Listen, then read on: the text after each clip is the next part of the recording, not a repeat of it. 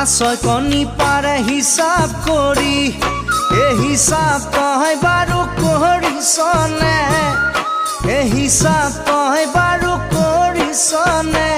কিমান জনক প্ৰেমত পেলালি এইটো বয়সতে কাছয় কণী পাৰে হিচাপ কৰি এই হিচাপ তই বাৰু কৰিছনে এই হিচাপ